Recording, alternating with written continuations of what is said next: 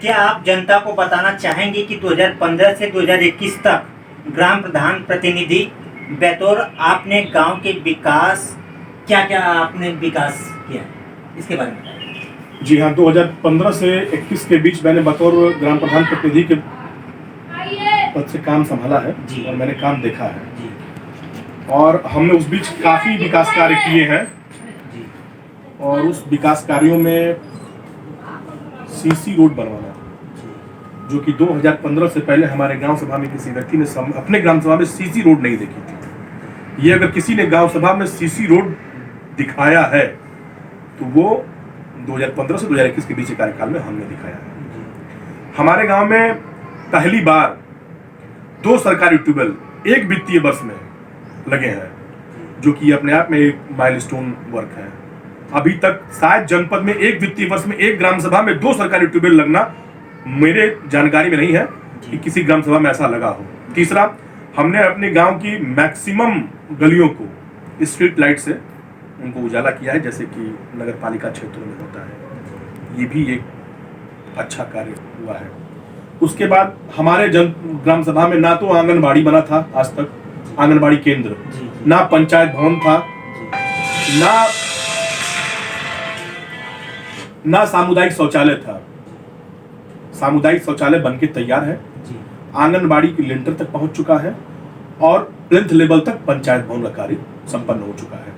यह तीनों बिल्डिंगें ये मेरे कार्यकाल में सरकार के द्वारा ले जाई गई है वहां पे, और वो कार्य हो रहा है। उसमें सबसे प्रमुख बात यह है कि जो पंचायत भवन का निर्माण हो रहा है वो मेरे गांव में एक्चुअली पहले जो प्रधान रहे हैं 10-12 साल जिन्होंने गांव सभा को संभाला है, उनके समय में ग्राम समाज की भूमियों का बंदरबाट हुआ है। और हमारे ग्राम सभा में आज के परिस्थिति में अगर आप कोई विकास कार्य आप ले जाना चाहते हैं, कोई बिल्डिंग, कोई हॉस्पिटल, तो आज ग्राम सभा की भूमि हमारे गांव में नहीं है। वो कुछ, अब मैं उनका नाम नहीं लेना चाहता हूं, उन लोगों ने गांव सभा की भूमियों का अतिक्रमण करके रखा हुआ है। आज विकास कार्य के लिए गांव सभा की भूमि नहीं है। पंचायत भवन मैंने अपनी पैतृक भूमि देकर और उसमें पंचायत भवन का निर्माण कार्य हम करा रहे हैं। मेरी अपनी भूमि पंचायत भवन बन रहा है, सरकारी भूमि में नहीं बन रहा है।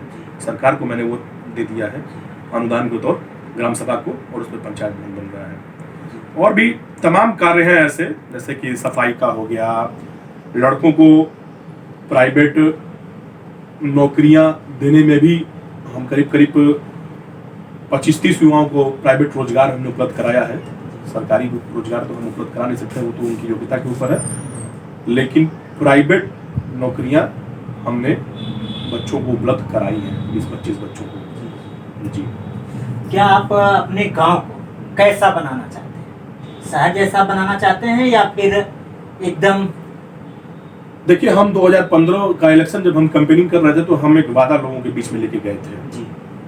हमने वो वादा किया था उनसे कि नालियां पक्की होंगी, ढक्कन युक्त होंगी, गांव में वाईफाई होगा, गांव की गलियां सीसी रोड होंगी, आपको शौचालय दिया जाएगा।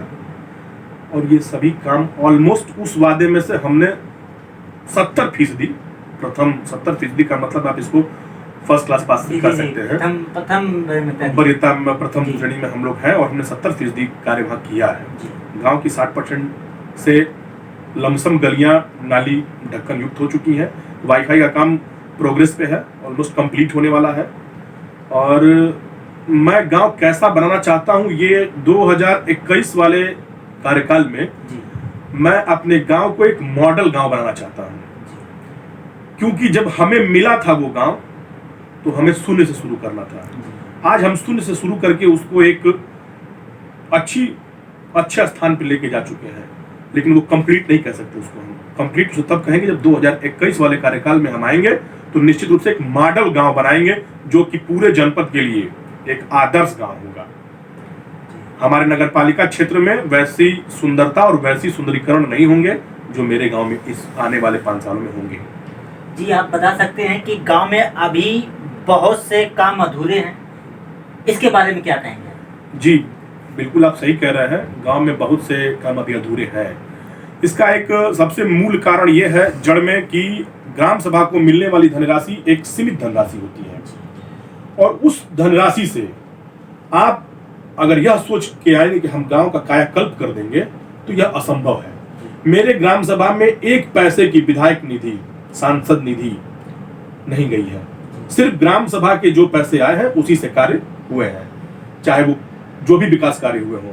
लेकिन ये मैं आपको भरोसा देता हूं और गांव की जनता को मैं भरोसा देता हूं कि 2021 के निर्वाचित अगर हम होके आते हैं तो निश्चित रूप से जो अधूरे कार्य हैं वो प्राथमिकता के तौर पे होंगे। गांव की जनता आपको पुनः मौका क्यों दे रही है, इसके बारे में क्या कहना चाहते हैं? गांव ने 2015 से भी पहले और अब 2015 के बाद भी मैं उनके बीच रहा हूं, उनके सुख दुख में रहा हूं। पूरे अपने गांव का एकमात्र ऐसा मैं व्यक्ति हूं, मुझे कहने में कोई गुरेज नहीं है कि एकमात्र ऐसा सामाजिक व्यक्ति हूं कि सिर्फ मेरी फीलिंग्स उनसे नहीं जुड़ी हुई है, मेरी भावनाएं उनसे नहीं जुड़ी हुई है। मैं अपनी अर्थव्यवस्था को बिगाड़ कर गांव के लोगों की मदद करता हूं। मतलब कि मैं तन से, धन से, मन से मैं गांव के लोगों की सेवा करता रहता हूं। उनके सुख और उनके दुख को मैं अपना सुख और दुख समझता हूं, इसलिए गांव की जनता मुझे फिर पुनः मौका देगी। आपने आगे की राजनीति भविष्य को कैसे देखते हैं? मेरा अभी भी जैसे कि ग्राम सभा का जो इलेक्शन हो रहा है, इसमें मैं उम्मीदवार नहीं हूँ, मेरी माताजी उम्मीदवार है, उनके तरफ से मैं कैंपेनिंग कर रहा हूँ। जी, आपकी माताजी उम्मीदवार? जी, माताजी उम्मीदवार है मेरी, और वो इससे पहले भी 2 बार प्रधान पद पे रह चुकी हैं। और ये हम 2021 का जो इलेक्शन हो रहा है वो माताजी मेरी लड़ रही है और मैं कैंपेनिंग कर रहा हूँ बतौर एक प्रचारक। जी, क्या आप बता सकते हैं कि जो हमारे दर्शक बंधु हैं, आप उनको होली पे क्या देना चाहते हैं? होली पे सरकार की कुछ गाइडलाइन आई है जी, समूह में होली नहीं मनाना है, घर के बाहर होली नहीं खेलना है, मादक पदार्थ से दूर रहना है, मदिरा से दूर रहना है। जी, भरसक कोशिश मैं यही करूंगा कि गांव की जनता को ये सरकार की गाइडलाइन माननी चाहिए। और होली पे मेरा उनको यही एक तोहफा है कि मैं आपसे वादा करता हूं कि अगर 2021 में मेरी माताजी निर्वाचित होकर आती है प्रधान पद के लिए, तो एक सुंदर स्वच्छ गांव देखने को इन 5 वर्षों में मिलेगा गांव वासियों को, यह मैं उनसे वादा करता हूं।